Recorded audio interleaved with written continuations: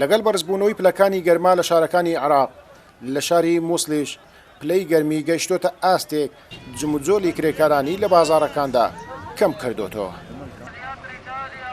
ئەو فرۆشیارانەی لەسەر شەقامەکاندا کار دەکەن ڕۆژانێکی سەخت لەگەڵ گەرما و نەبوونی بازار بەسەر دەبن.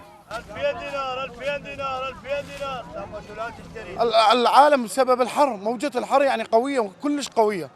بەهۆی بەرزبوونەوەی پلەکانی گەرما خەڵک بۆ کارێکی پێویست نەبێ نایەتە دەرەوە. بازار زۆر کەس بووە بە تایبەت بازارەکانی سەرشەقام چونکە ئێمە هیچ فێنکەرەوەیەکمان نییە.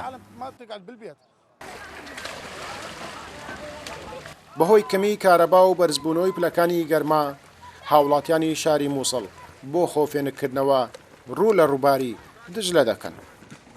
بسبب درجة الحرارة العالية والكهرباء بتعرفون وش وضعيته. پلەی گەرمی بەرزە و کارەباشمان باش نییە. ڕۆژانە بۆ خۆفێنکردنەوە دێینە ئێرە بۆ مەلەکردن. چەند ساڵێکە لە وەرزی هاوین پلەکانی گەرما بە ڕێژەیەکی بەرچاو لەو شارە بەرز دەبێتەوە.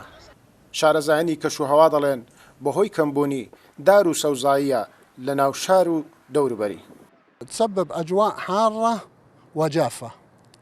ئێستا پلەکانی گەرما 46ە.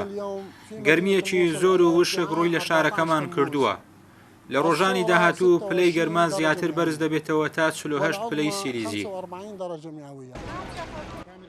لە 2 ساڵی ڕابردوو پلەکانی گەرما لەو شارە دەگەیشتە ئاستێک دەوام لە فەرمانگا حکومیەکان ڕادەرگیرا.